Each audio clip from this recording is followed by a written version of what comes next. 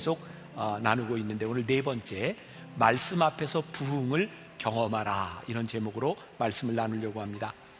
1980년대와 70년대 한국 교회는 참 엄청난 부흥을 경험했습니다.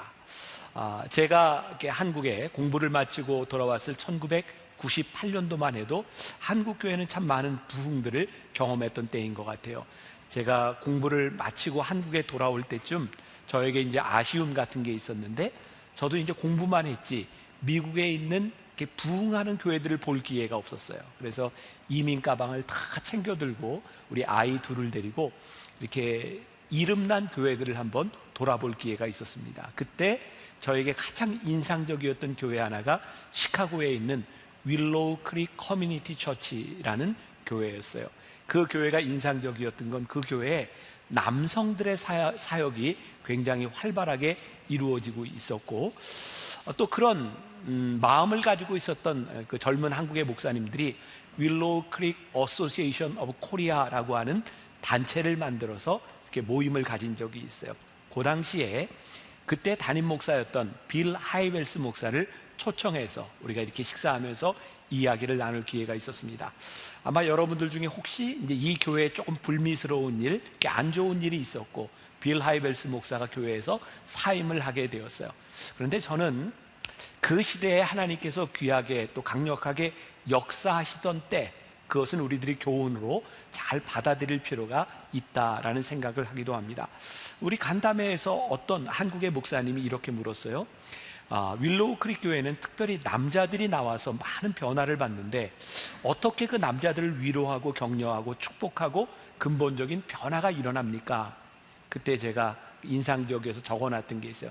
빌 하이웰스 목사가 이렇게 대답을 했습니다. 첫 번째, 남성들에게 용기를 줍시다. 두 번째, 남자들이 중요한 존재임을 인식시키는 것입니다. 그리고 세 번째, 결단에 도전을 주라는 말이었어요. 이 말이 저에게는 굉장히 인상적으로 들렸어요. 그래서 이제 그 이후에 저는 우리 교회에서 남성 성경 공부를 만들었고, 남성들과 같이 성경 공부를 시작했죠. 코로나로 잠시 이제 쉬었던 남성 성경 공부가 올해 다시 열리게 됩니다. 그런데 오늘 이 결단이라고 하는 말을 단순히 남성들뿐만 아니라 오늘 우리들의 신앙에 대입해 볼 필요가 있겠다라는 생각을 하게 되었어요. 그 남성들이 결단한다고 하는 것은 어떤 의미였냐면, 정기적으로 강단 앞에 초청을 하고 그들이 믿음으로 결단하게 만든다는 거였어요. 저는 오늘 여러분들과 함께 이 결단이 부흥과 어떤 연관이 있는가라고 하는 것을 함께 생각해 보려고 합니다. 자, 여러분들에게 한번 물어봅시다. 여러분들의 인생에 부흥이 있으면 좋겠습니까? 코로나 때문에 그냥 대답은 안 하고 끄덕끄덕 하시는 거죠. 네, 여러분들의 인생에 부흥을 경험하는 것은 큰 축복입니다. 오늘 그 우리들이 복된 이야기를 함께 나누려고 해요. 자, 말씀 앞에서 결단한다고 하는 것. 자, 우리는 지난 몇 주의 설교를 통해서 느헤미야가 예루살렘의 성벽을 재건할 때 여러 가지 어려움이 있었다라고 하는 것도 들었고, 그 어려움을 어떻게 헤쳐나갔는가라는 이야기도 들었어요.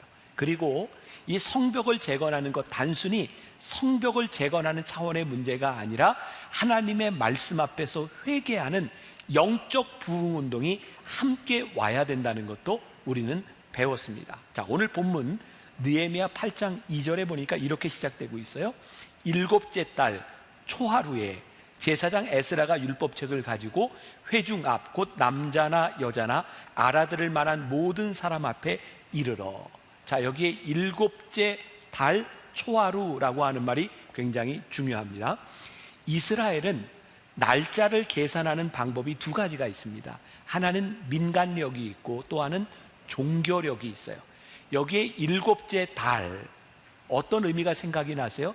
일곱이라고 하는 말은 안식, 일곱째 날 안식일, 일곱째 달 안식월. 그러니까 종교적으로 이날은 이스라엘 백성들이 모여서 하나님의 성회로 모여서 나팔을 불면서 이날을 기념했어요. 그래서 이날을 나팔절 혹은 초막절, 장막절이라고도 합니다. 근데 민간적으로 보면 일곱째 달이 뭐냐면 신년 첫날을 이야기하는 거예요. 그러니까 어쩌면 오늘 구정을 맞이하는 우리들에게 딱 들어맞는 말씀일 것 같다는 생각이 들어요. 그럼 이날의 의미는 무엇일까? 레위기 23장 23절부터 25절까지 나와 있습니다.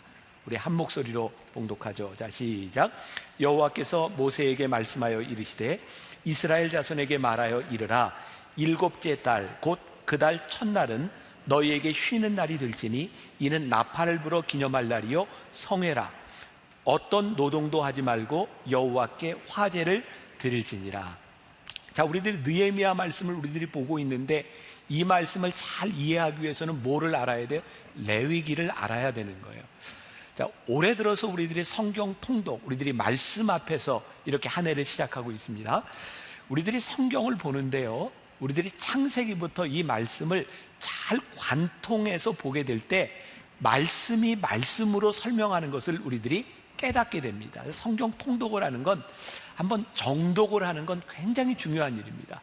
근데 제가 이제 어제 이렇게 보니까 1월 첫날 우리들이 말씀 통독에 참여했던 사람들이 토요일 날 보니까 반으로 줄었어요.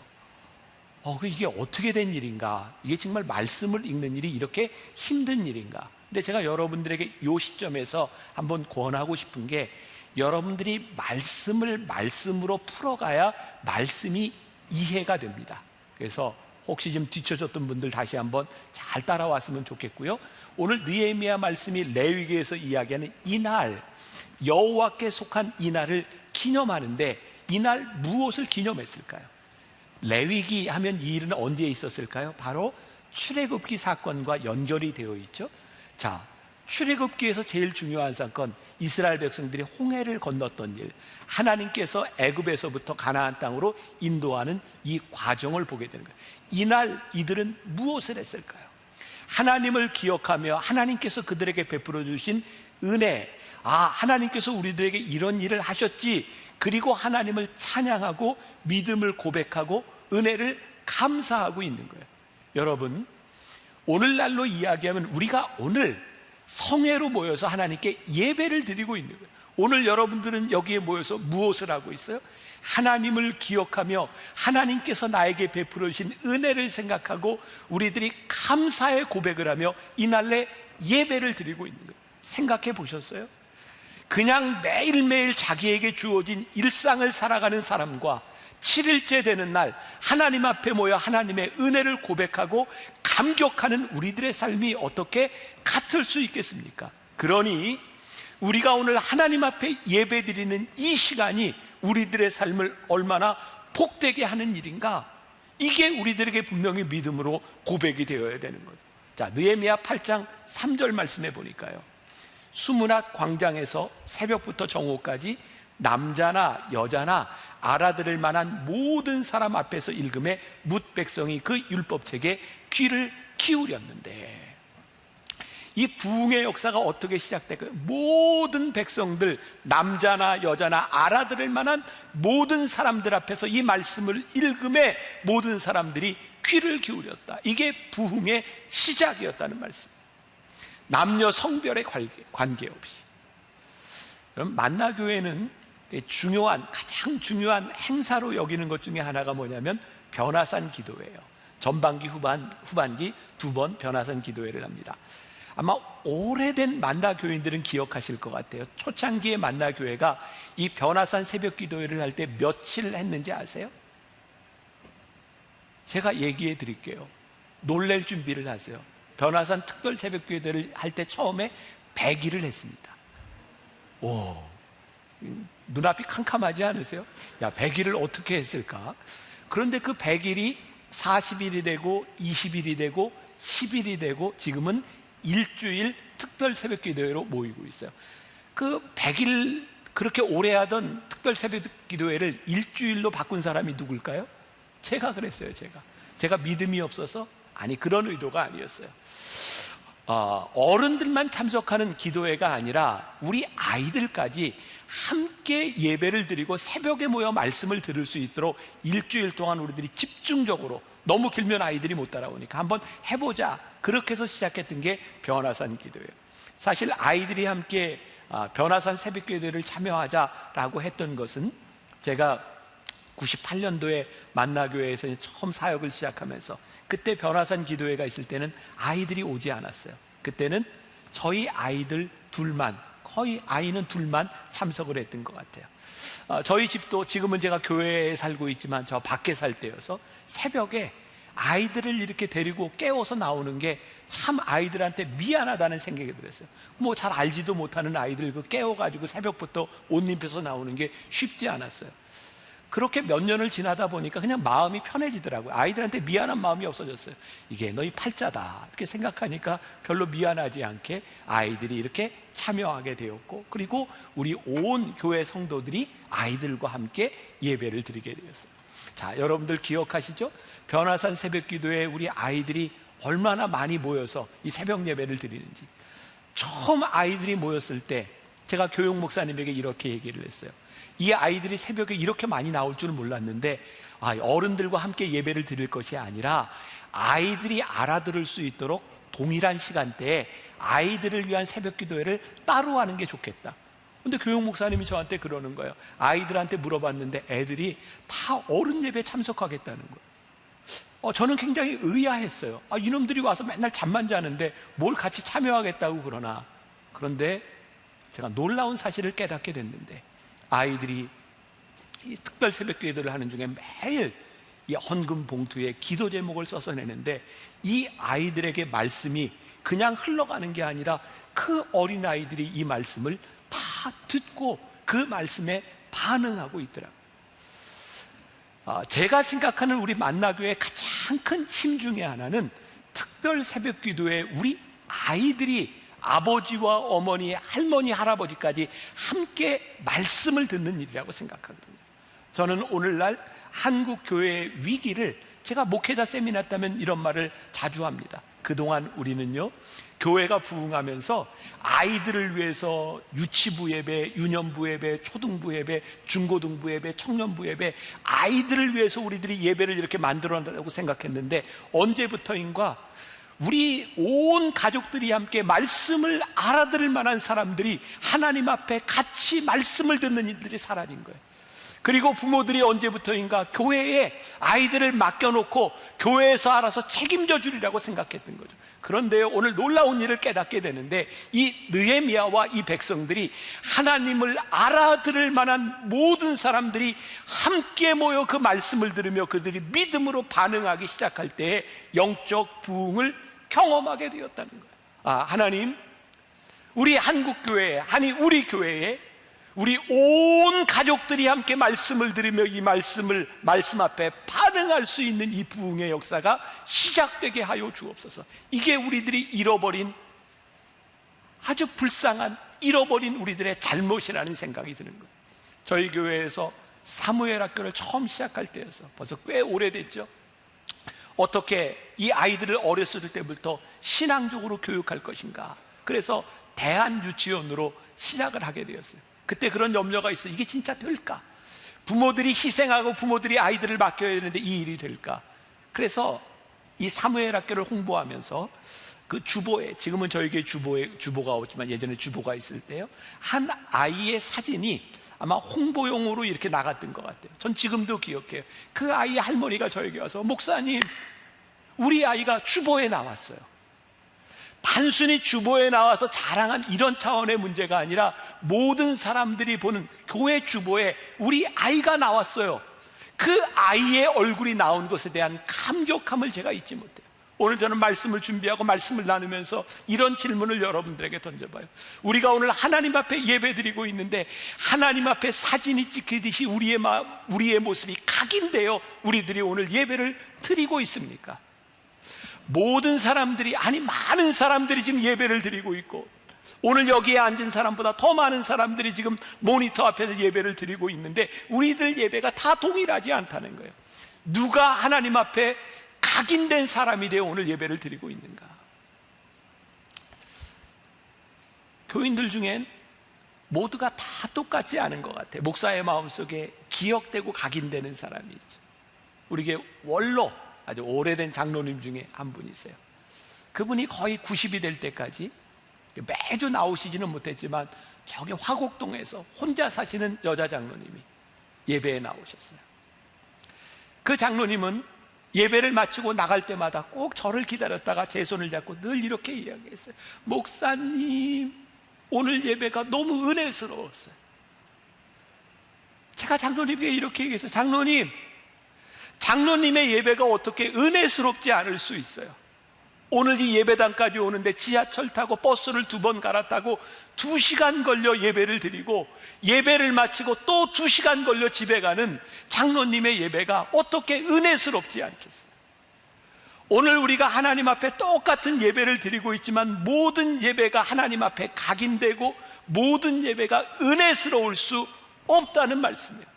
우리들이 하나님 앞에서 어떤 모습으로 우리들이 살아가는가. 오늘 우리 신앙의 위기가 무엇일까요?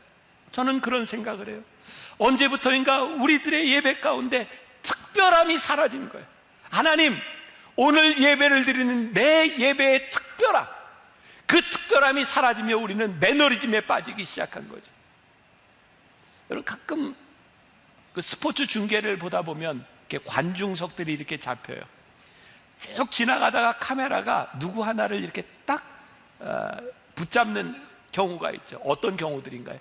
아니, 야구장에 와서 야구는 안 보고 연인들이 둘이 껴안고 뽀뽀해. 그럼 그거 막 비춰줘요. 특별하니까. 또 가족들끼리 와서 화목하게 음식을 먹으면서 야구 중계를 보는 사람들을 보여줘요. 특별해요. 그런가 하면 모두가 응원을 하지만 특별한 치장을 하고 분장을 하고 응원을 하는 사람들을 보면 비춰주는 거예요. 왜? 특별하니까. 여러분, 우리가 살아계신 하나님 앞에서 영적인 예배를 드리고 있는데 매일매일 동일한 매너리즘에 빠진 예배가 아니라 하나님 앞에 특별한 예배를 드린다고 하는 것, 이것이 우리들에게 사라져버린 것이 우리들의 영적 부흥을 우리들이 경험하지 못하는 이유. 마태복음 8장에 보면 유명한 예의가 있어요. 백부장이 예수님께 나와서 하인을 고쳐달라고 할 때 백부장이 8장 8절에서 이렇게 얘기하죠. 백부장이 대답하여 이르되 주여, 내 집에 들어오심을 나는 감당하지 못하겠사오니 다만 말씀으로만 하옵소서. 그러면 내 하인이 낫겠나이다. 백부장이 뭐라 그래요? 예수님, 우리 집에 들어오시지 않아도 돼요. 말씀만 하시면 낫습니다. 예수님이 뭐라고 말씀하세요? 내가 너만한 믿음을 보지 못하였다. 오늘 예배를 드리는 우리를 바라보며 하나님께서 내가 너만한 믿음을 보지 못했다. 오늘 내가 하나님 앞에 특별한 존재로 예배를 드리는 것, 내가 너만한 믿음을 보지 못했다. 오늘 우리들에게 이 특별함이 사라져버린 것이 우리의 신앙의 위기일 수 있어요. 우리들의 삶에는 늘 우선순위가 있죠. 저도 새벽에 일어나면 말씀을 듣는 것부터 시작해요. 제가 녹음했지만 또 들어요. 그리고 그게 끝나면 제 삶에서 결정하는 게 있어요. 내가 뭐부터 하지? 우리들이 하루를 시작하면서 내가 해야 될 일과 내가 하지 말아야 될 일, 즉 가장 중요한 일과 내가 포기해도 되는 일들이 결정이 되는 거죠. 우리들이 하나님 앞에서 어떻게 살아가야 되는지에 대한 분명한 우선순위가 세워지기 시작할 때 우리들이 결단할 수 있고 우리들이 포기할 수 있는 일들이 생겨지는 거예요. 마태복음 6장 33절에 유명한 말씀이 있죠. 너희는 먼저 그의 나라와 그의 의를 구하라. 그리하면 이 모든 것을 너희에게 더하시리라. 제가 한 말이 아니라 성경이 우리들에게 말씀하는. 누군가 그런 얘기를 했어요. 돌아가신 빌리 그레이엄 목사님의 설교가 능력 있는 이유가 뭐냐? 그분은 늘 이렇게 얘기한다는 게 Bible says, 성경이 말씀하시기를. 지금 제가 이야기하는 것이 아니라 성경이 우리들에게 말씀하고 있는데, 그런즉 너희는 먼저 그의 나라와 그의 의를 구하라. 그리하면 이 모든 것을 너희에게 더하시리라. 성경 말씀 앞에서 우리들이 우선순위를 정하고 우리들이 결단할 수 있을 때 하나님의 말씀이 이루어지는 것을 우리들이 경험하게 되는. 청교도 유명한 설교자인 필립 브룩스라고 하는 사람은 이런 말을 했어요. 하늘의 것을 먼저 추구하십시오. 그러면 당신은 하늘의 것과 땅의 것을 다 얻을 것입니다. 땅의 것을 먼저 추구해 보십시오. 그러면 하늘의 것과 땅의 것 둘 다 잃을 것입니다. 너희는 먼저 그의 나라와 그의 의를 구하라. 말씀 앞에서 우리들이 결단하는 모습들이 중요하다. 자, 우리는 왜 말씀 앞에서 우리들이 서야 되는가? 왜 우리들이 하나님의 말씀을 들어야 되는가? 아모스 5장 4절과 5절 말씀.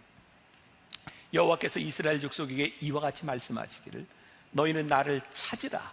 그리하면 살리라. 베델을 찾지 말며 길갈로 들어가지 말며 부엘세바로도 나아가지 말라. 길갈은 반드시 사로잡히겠고 베델은 비참하게 될 것임이라 하셨나니. 아모스 선지자를 통해서 뭐라고 말씀하세요? 나를 찾으라. 그러면 살리라. 인간의 방법을 찾지 말고 하나님을 찾으라는 거예요. 하나님의 말씀 앞에 설 때에 우리들의 살 길이 보이는, 하나님의 말씀 앞에 설 때에 우리들이 회개하고 말씀 앞에서 우리들이 눈물을 흘리죠. 왜요? 하나님 말씀 앞에 서야 내가 보이니까. 여러분, 하나님 앞에 서서 내 모습이 보이고 내가 말씀 앞에서 회개하기 시작할 때 우리들에게 부흥의 역사가 일어나요. 제가 어제 점심에 제 아내하고 둘이 식사를 하면서 그런 얘기를 했어요. 저에게 두려움이 있어요. 어떤 두려움이냐면, 제가 만나교회 담임 목사로 목회를 하는 동안 제가 끝까지 이 길을 잘 가야지. 저에게는 굉장히 중요한 소원이에요. 내가 교인들 앞에서도 좋은 목사로 기억되는 목사가 돼서 은퇴를 할 수 있어야지. 근데 그게 어느 날 두려운 거예요. 하나님, 제가 끝까지 잘 지켜갈 수 있을까요? 제가 이것이 두렵다고 얘기했더니 제 아내가 저한테 그러더라고요. 뭘 두려워하냐고. 그러면서 목사한테 목사 같은 얘기를 하는 거예요. 이거 하나님 말씀 앞에 서면 되지 뭘 두려워하냐고. 자리가 좀 바뀐 것 같기는 해요. 하나님 앞에서 말씀 앞에 서면 되지 뭘 두려워하냐고. 하나님 말씀 앞에 서면 우리들이 두려운데요, 하나님 말씀 앞에 서면 두려울 게 없는 거예요. 이게 참 이상하게 들리죠? 하나님 말씀 앞에서 두려울 때 두려울 것이 없는 것. 문제는 우리들이 하나님의 말씀 앞에 서지 않는다. 하나님 말씀 앞에 서서 우리들의 더럽고 추하고 하나님의 말씀 앞에 고쳐야 될 우리들의 모습이 보여야 우리들이 눈물을 흘리고 회개하고 하나님 앞에 고쳐질 수 있을 텐데, 하나님의 말씀 앞에 도대체 서지 않으니 우리들에게 부흥의 역사가 일어나지 않는 거예요. 어제 토요일에도 갑자기 생각나서 함께 불렀던 찬양이 있어요. 주 여호와 능력의 주, 내 영혼의 치료자, 말씀으로 날 고치시네. 주님 나의 치료자. 주 여호와,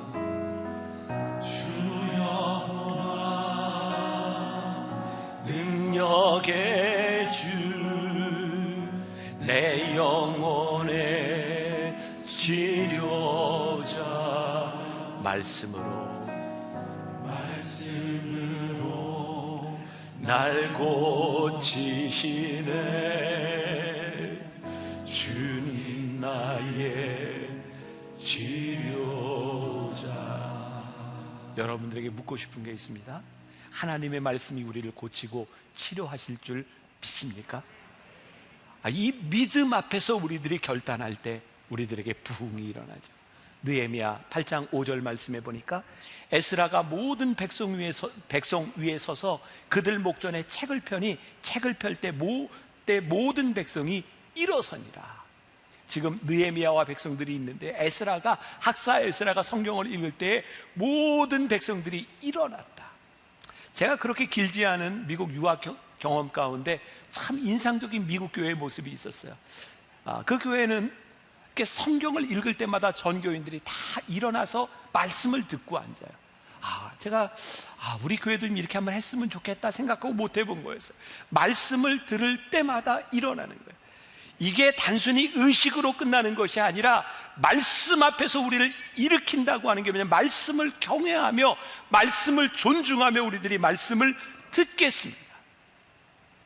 우리들이 말씀을 듣고 말씀을 존중하고 말씀 앞에 경외하며 그 말씀을 들을 때 어떤 일들이 일어나는가? 느헤미야 8장 6절에 보니까 에스라가 위대하신 하나님 여호와를 송축하며 모든 백성이 손을 들고 아멘 아멘하고 응답하고 몸을 굽혀 얼굴을 땅에 대고 여호와께 경배하니라.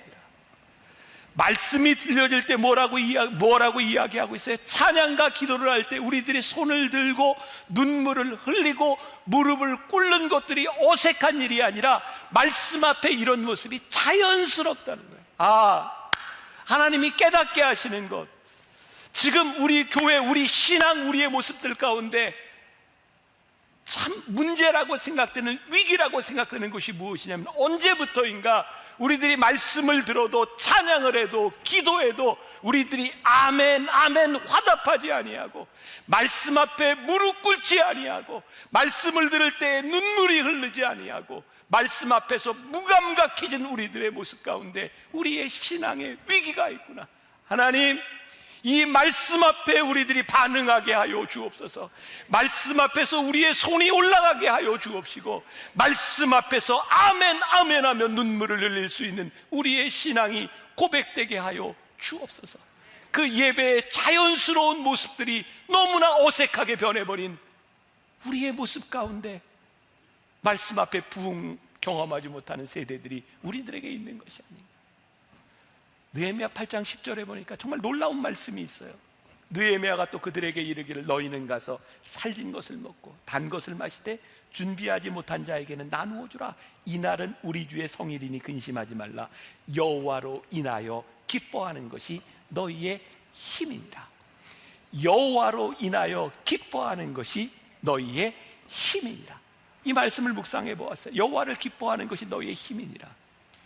여러분, 지금 어떤 일들이 이렇게 진행되고 있어요. 말씀 앞에 섰을 때 그들이 회개하고 눈물을 흘리고 아멘 아멘 하고 무릎을 꿇을 때 그것으로 끝나는 것이 아니라 여호와를 기뻐하는 것이 너희의 힘이니라 라고 말씀하고 있어요. 여호와를 기뻐하는 것이 너희의 힘이니라. 이 말씀을 묵상하며 그런 생각을, 하나님, 우리들이 하나님의 말씀을 믿는다고 하면서도 하나님의 말씀대로 행하는 것에 대한 기쁨이 없다면, 아니, 우리들이 하나님을 믿는데 이 말씀대로 행하는 것이, 주의 규례를 따라 사는 것이 너무 기뻐, 이게 놀라운 일이야 라고 고백할 수 있을 때, 이것이 우리들에게 힘이구나, 이 세상 한가운데서 하나님의 말씀대로 살아가는 것이 참 기쁘구나 라고 고백할 수 있을 때, 이것이 우리에게 힘이구나. 시편 18절 1절에 보니까 나의 힘이 되신 여호와여, 내가 주를 사랑하나이다 라고 고백하고 있어요. 나의 힘이 되신 여호와여, 내가 주님을 사랑합니다. 주는 나의 반석이시며 나의 요새시라. 주는 나를 건지시리. 나의 주, 나의 하나님, 나의 피할 바위시여, 나의 방패시라. 나의 하나님,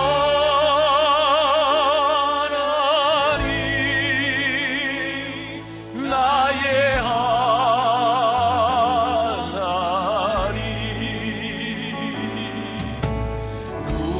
구원의 뿌리시여, 나의 산성이라. 나의 하나님,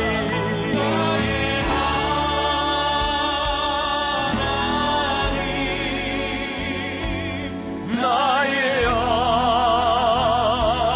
하나님, 그들 나의 여호와, 나의 구세주. 우리의 능력이 무엇일까요? 나의 힘이 되신 여호와여, 내가 주를 사랑합니다. 여호와를 기뻐하는 것이 나의 힘입니다. 제가 요즘은 잘 그런 얘기 안 하는데, 요즘 제가 조금 잘난 척이 좀 덜해졌어요, 그죠? 예전엔 잘난 척 참 많이 했는데, 잘난 척 중에 하나가 이런 거였죠. 여러분, 저 같은 목회자한테 설교 듣고 있는 거 여러분 행복한 줄 아세요? 옛날에는 아멘이 컸었는데 이거. 네.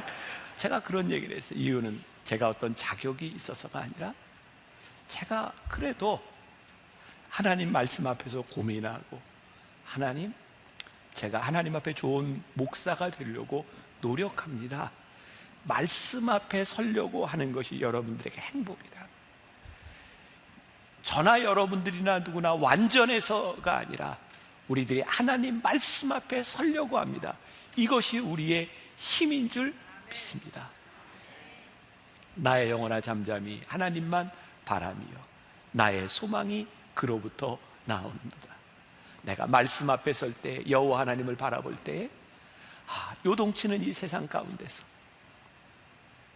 나를 속썩이는 사람들 가운데서 내가 잠잠히 하나님을 바라보니 이곳에서 나의 소망이 나옴을 믿습니다. 우리가 소망을 붙들고 살아갈 수 있는 것. 지난해 제가 여러분들과 함께 요한복음 5장을 가지고 여러 기적의 이야기들을 나누었어요. 요한복음 5장에 보면 베데스다 연못가에 38년 된 환자가 있었어요. 예수님이 물으세요. 내가 낫고자 하느냐? 예, 제가 낫고자 합니다. 예수님께서 그의 침상을 들고 걸어가라고 말씀하셨어요. 우리의 소망이 무엇일까요? 말씀 앞에서, 그 말씀 앞에서 반응하고 말씀 앞에서 우리들이 살아가는 것, 이것이 우리들에게 소망인 줄 믿습니다.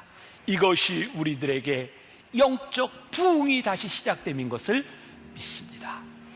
우리들이 잃어버렸던 우리들의 신앙의 야성, 하나님 앞에 손을 들고 눈물을 흘리고 아멘 아멘 우리들이 화답하며 하나님 앞에 부르짖었던 우리의 신앙들을 다시 회복하고 영적 부흥의 역사 가운데 들어가는 여러분들이 되시기를 주님의 이름으로 간절히 축원합니다.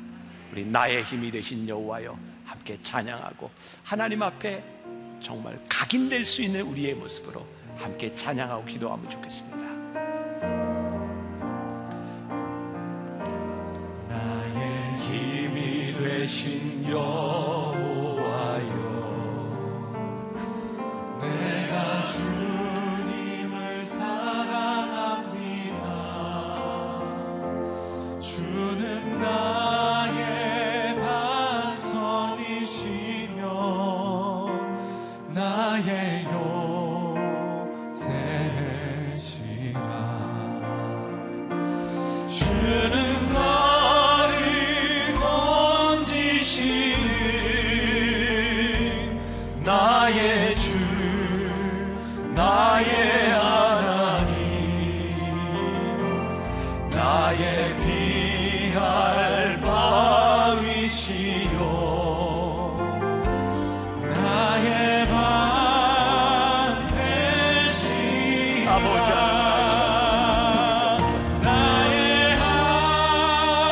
하나님 다시 한번 하나님의 놀라운 역사가 우리 가운데 시작됩니다. 아버지 하나님 앞에 각인되는 예배를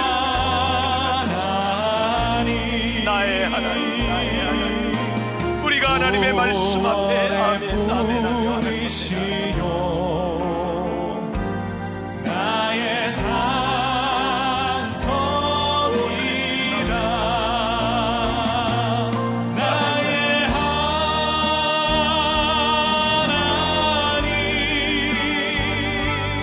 나의 하나님, 그는 나의 여호와, 나의 구세주, 나의 하나님,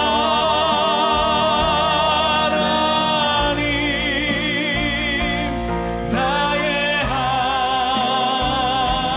하나님,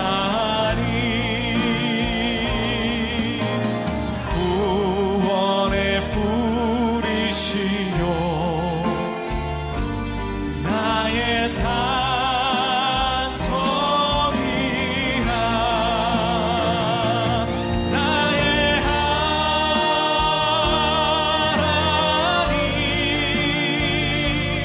나의 하나님,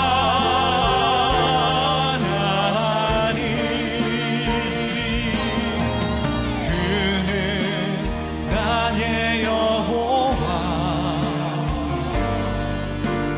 나의 구세주, 나의 영혼이 잠잠히,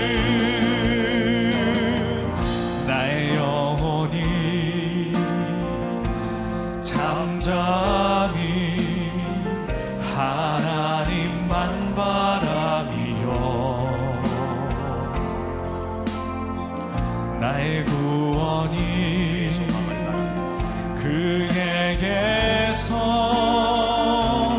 나를 아버지 하나님 하나님의 나의 영원한 잠잠히 하나님만 바라라 나의 소망이 저에게서 나는 도다 오직 주만이 나의 반석 나의 구원이시니 오직 주만이 나의 산성 내가 요동치 아니하니 오직 주만이 나의 반석 나의 구원이시니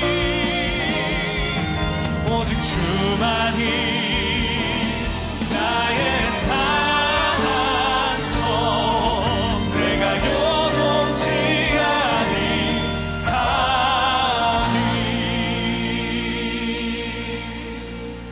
우리가 주님의 말씀 앞에 서기를 원합니다. 여호와가 나의 소망이 됨을 고백하기를 소원합니다. 오늘 말씀 앞에 서는 주의 백성들을 기억하여 주옵시오. 오늘 이들의 삶 가운데 영적 부흥의 역사가 시작되게 하여 주옵소서.